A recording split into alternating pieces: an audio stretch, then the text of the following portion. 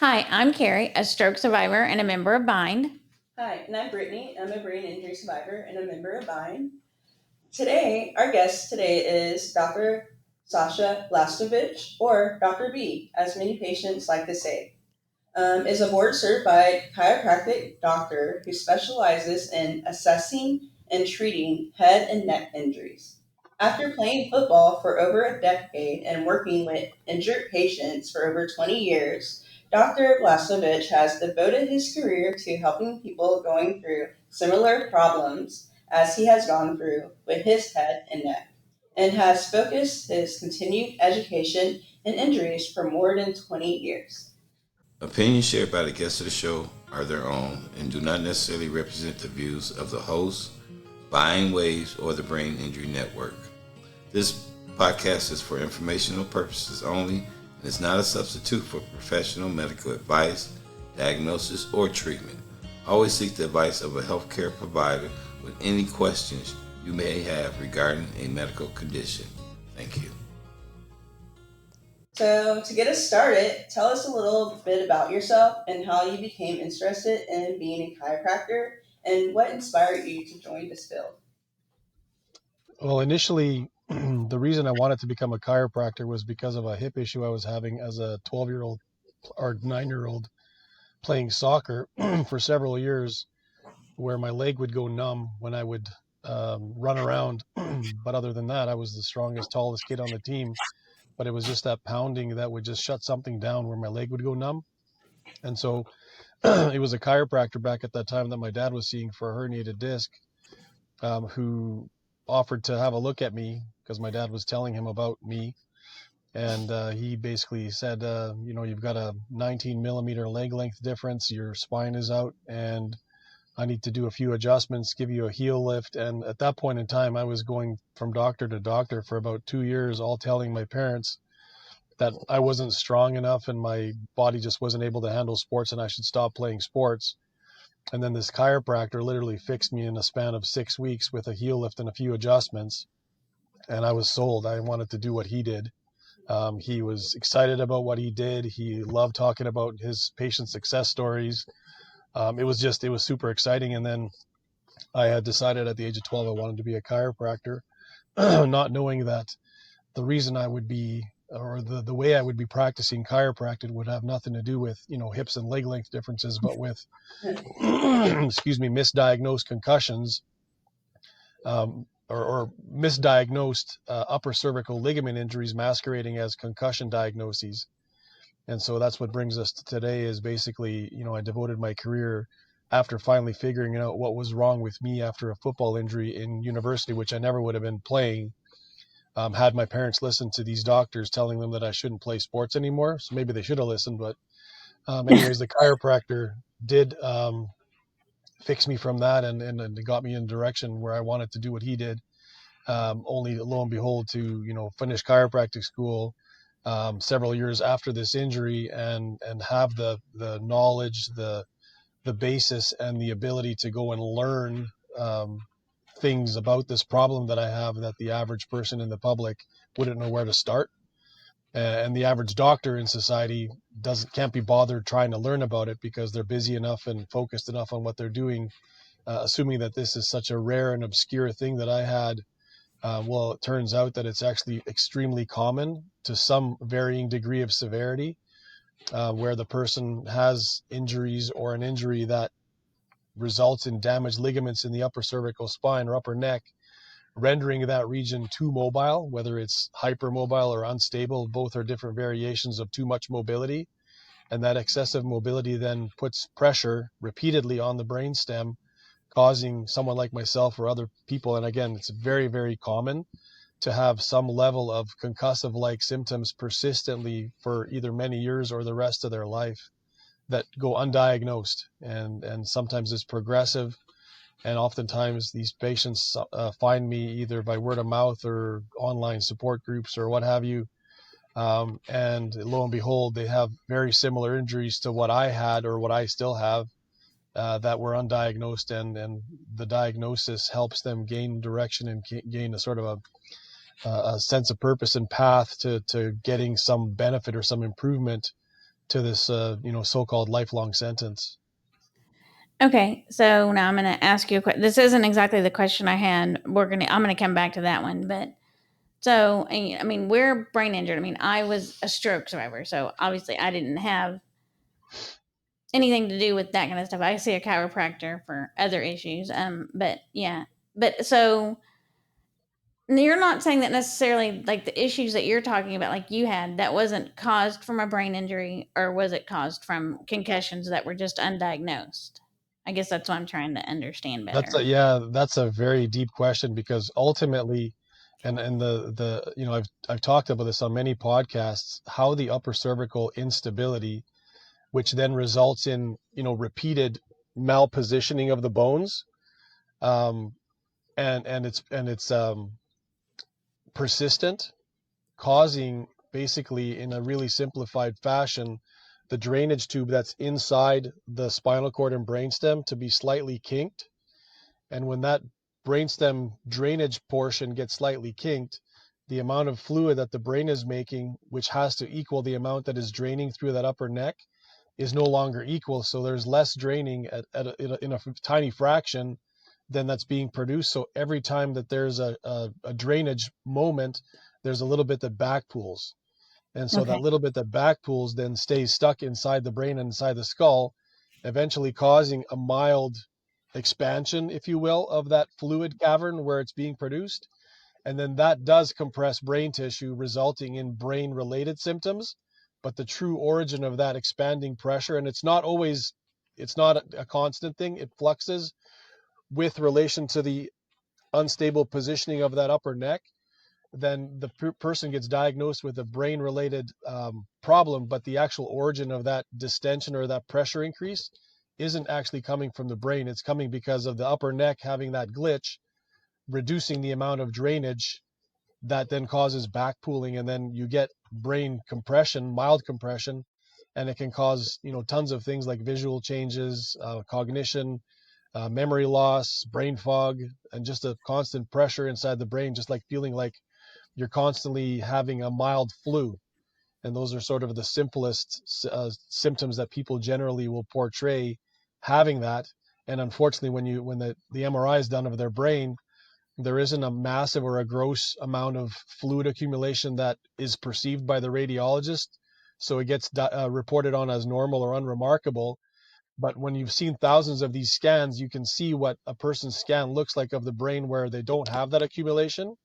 And then you can also see the subtle difference with somebody who does have that mild accumulation, which likely has bearing on their symptoms. But, when I discuss that with radiologists or neurologists or neurosurgeons, in their opinion, these are normal variants and non-entities for that person. But I humbly disagree with that. Sure. Yeah.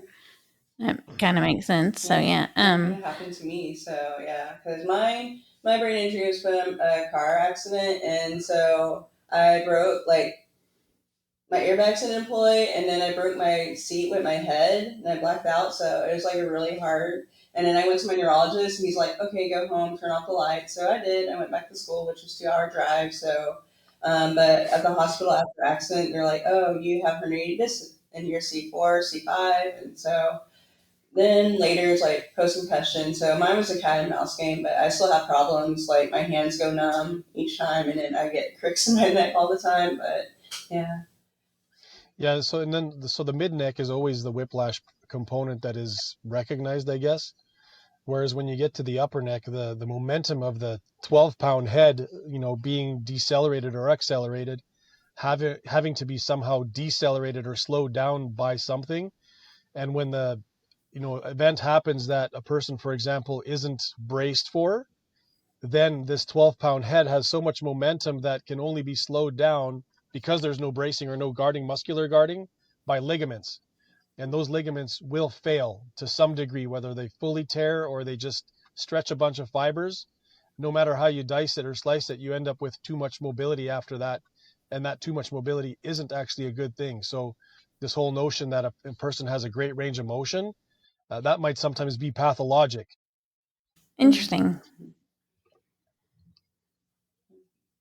So other than like automobiles, what else caused whiplash?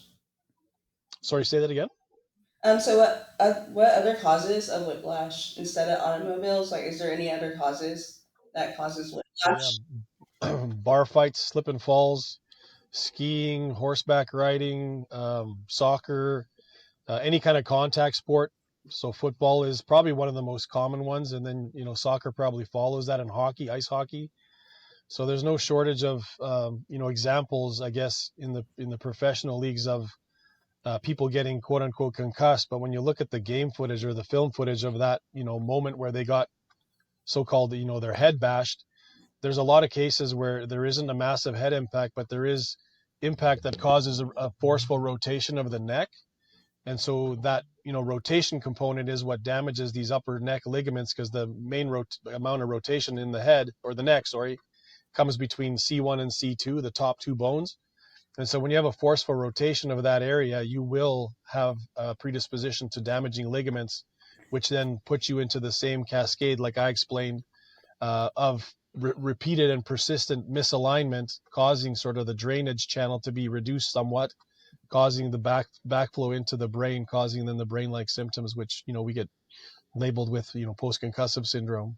Sure. So when you just said that, in my brain, I'm a hockey fan. So in my brain, I'm thinking in hockey fights or like boxing, that moment you see the lights go out in that person, and you're like, oh, he was knocked out. He's knocked out. That's that moment of whiplash. I mean, maybe can you?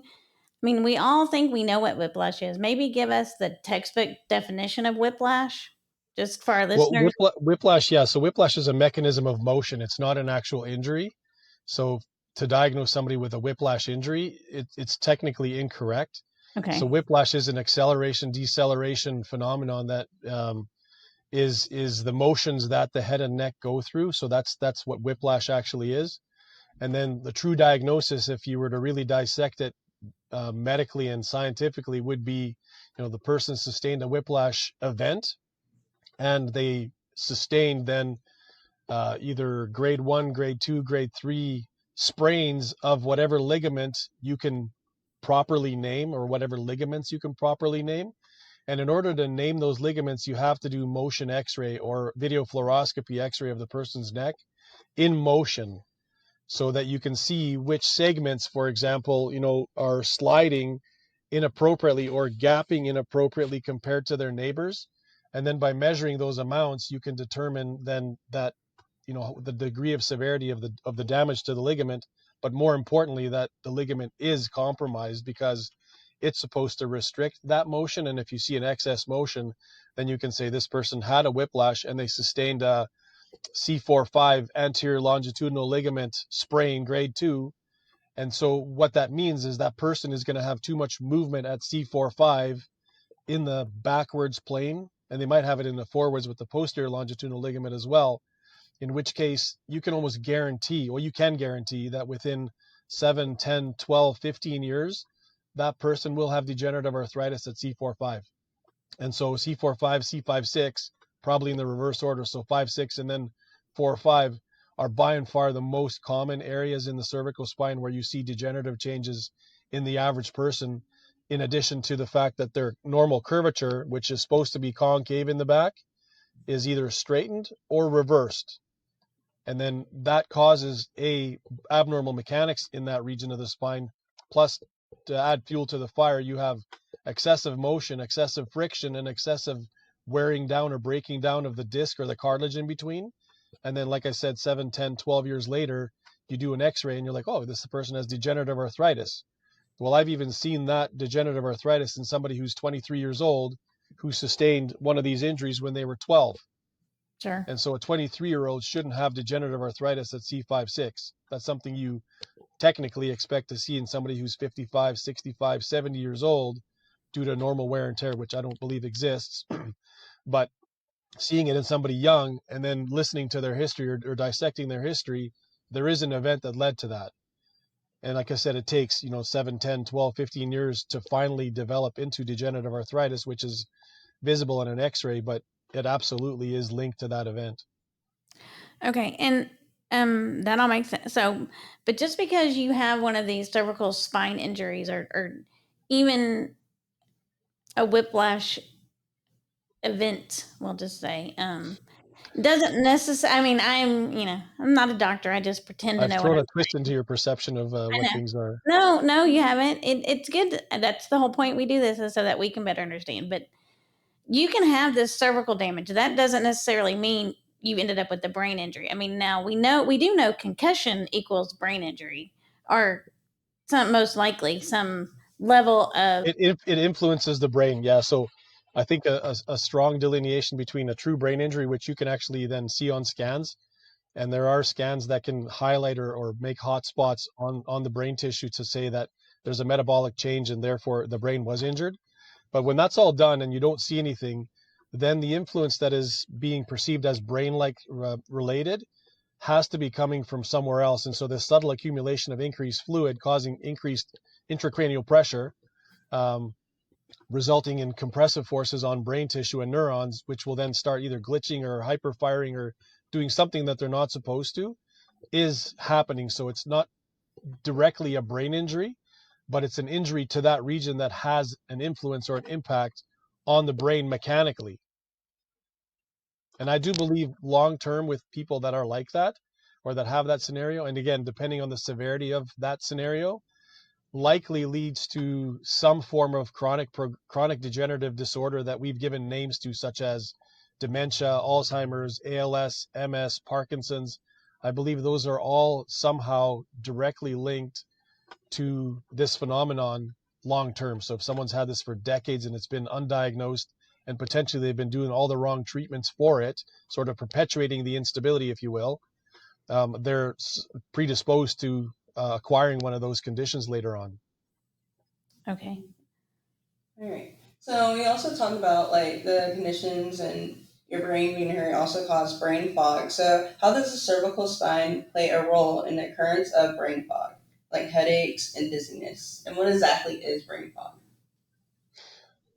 I think brain fog is just a term that people have given to just not feeling clear in their decision making, in their perceiving, in their vision, in their hearing, just in how they feel balance and coordination wise. That there's just something that's sluggish and not sort of clear and firing on all cylinders as they perceive that it should, or as they recall that it used to before they had these injuries, where they could just, without any effort, have things fall into place and be able to multitask and be able to concentrate on a task and be able to, be distracted from that task and then quickly get back to it and not, lose their train of thought. Those are basically sort of the phenomena that would be diagnosed or defined by people as brain fog. And the cervical spine, so that back pooling, literally, I tie back to that, would be probably the main causator. And then when you talk about headaches, that increased pressure is a version or a means by which the increased pressure can be perceived as pain by somebody, so AKA headache. But more importantly, the little intrinsic muscles or the deepest muscles in the upper neck that would be trying to then stabilize the unstable upper spine when the ligaments have been damaged, they all have an intricate connection to the brainstem and brain coverings and the spinal cord coverings called the dura mater. So that's the outermost covering of the spinal cord, brainstem, and brain. And these muscles actually have myodural bridges, which are basically muscle to dura connections that are intended to actually be there to make sure that the dura never folds back in against the brainstem or spinal cord, that it's always kept clear of contacting the brainstem and spinal cord. Excuse me. But when these muscles get really, really tight while they're trying to fight and hold this instability together, those myodural bridges get more tension put on them. So you get a dural headache because of the myodural bridge being hypertensed. And then by releasing the muscles with just acupressure, you can release the tension on the muscle, release the tension on the myodural bridge, release the tension on the dura, and reduce the headache. And the key feature or factor there is when you're pressing on those muscles, they should trigger a referral into the headache spot. Like say a person's feeling a forehead headache or headache behind their eyes or a temple headache. When you press on these muscles up here, there will likely be a trigger point referral either going to the forehead, going behind the eyes, or to the temple, actually making that headache that they're already perceiving feel worse. And when you then release that muscle, and that trigger point, and it eases off, then the actual background headache is less. So they will actually have a reduction in the headache. But initially, to treat it, you find the trigger point in the neck that refers to their headache spot, and you pulverize it basically, causing during the treatment sort of an accentuation of the headache. But then after you're done, the baseline headache will drop. That's probably the most common, whether we call that a muscle tension headache or a cervicogenic headache or a dural headache. They all are basically one and the same, and they all also resemble migraines with, flashes before your eyes, dark spots. So people often get diagnosed with migraines, and all sorts of migraine type protocols are, initiated, sometimes with success, but I would say more often than not with no success. And that's because it's not a vascular headache, it's an actual mechanical muscle and myodural bridge and dural headache. Okay, so what would you say maybe are like some more common symptoms for someone to look at? Because like we know if you get a splitting headache like you've never gotten before, that the world's about to come to an end, that it could very well be an aneurysm about to burst, and it's get to the hospital. You know, oh, I have constant headaches, or what maybe is that one symptom that you would say, okay, this is where you need to say, I need to maybe take a different look and see if it's something with my alignment as opposed to, I've been there, I've gotten an MRI, I don't have an aneurysm, I don't have this. But in migraines, it's not really a migraine, but it's definitely kind of concerning. I keep having a headache. What kind of symptoms would you look for or say where you would know to go, okay, maybe I should go ask a chiropractor about this? Yeah, and I would say not every chiropractor is proficient in this. I would seek out an upper cervical chiropractor personally, who focuses on the Atlas region. But just headaches alone are rare in this patient demographic. So maybe with a brain injury, it is just a headache. But the patients that I see, and myself included, the flux of symptoms usually includes either blurry vision, double vision, ringing in the ears, fullness in the ears, like a constant sinus pressure or postnasal drip, hoarseness of the voice, heart palpitations, like so basically the heart racing, breathing difficulties, urinary urgency, constipation, diarrhea, balance and coordination issues, fine motor, like they feel like they're kind of vibrating a little bit. Yeah. So those are all brainstem related components that if a person is experiencing those, and not just a headache, but a headache as well, potentially, then the likelihood that the upper neck is involved in everything that they're experiencing is really high, really, really high. And then, like I said, seeking out an upper cervical chiropractor who can possibly triangulate by x-ray to say, okay, your C1 is malpositioned in so many degrees tilt and so many degrees rotation, and we're going to make an attempt at aligning that, is absolutely, a very critical thing to try.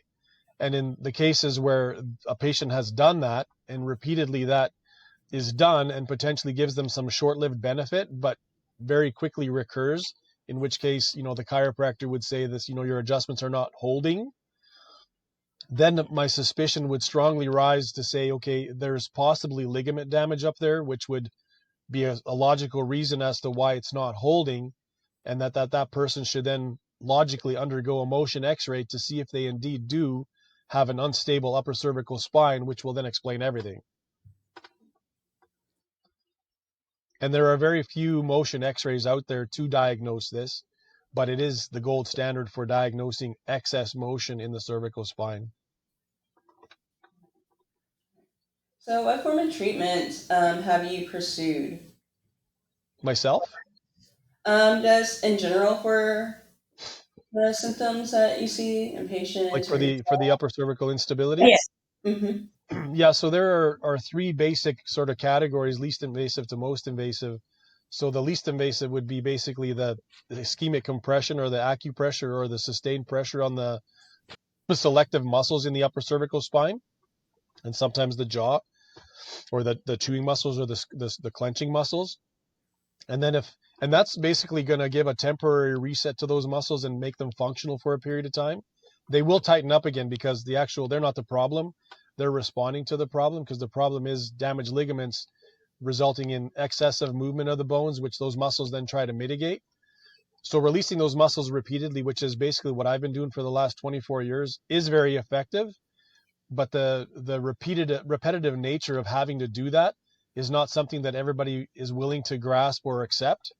And so the next step beyond that would be some kind of a regenerative therapy, which would be interventional medicine. So either platelet-rich plasma or stem cell injections, which then always require the motion X-ray as an evidentiary diagnostic modality to show where there is excessive motion, so that the doctors that inject the platelet-rich plasma or the stem cells know exactly where to go, so they're not blindly just doing it everywhere and hoping for the best. And then if that is not successful enough for the individual who's dealing with these problems, then the last ditch effort is basically fusion surgery, where the C1 and C2 are basically fused together surgically, in which case the instability becomes completely immobile, which means there's no longer any brainstem irritation by C1 and C2. And I guess there is a fourth option, is just to, learn to live with it and accept the fact that you're going to repeatedly have that, which is unfortunately what most people are in, who eventually discover then this acupressure or the stem cells and PRP or the surgical options. But sometimes they're searching for decades before they get to that point. And thankfully, with the internet, people are in chat groups and support groups where they're exposed to these concepts, and I think that expedites their getting to that point much faster than hoping that their medical doctors or neurologists or whatever doctor they're seeing is going to guide them in that direction, because they won't. No, I think that's great. I'm so glad that we had you on today, Dr. B, because this, I mean, again, like you said, this is not the normal information that people seek out when they go to a chiropractor, but it definitely makes a lot of sense to me what you're saying. And so I'm glad that we had you on. We appreciate you taking the time out, and I hope you have a safe drive the rest of the way to Seattle today. But thanks for Thank you coming very much. on. Appreciate it. Until next time. Until next time.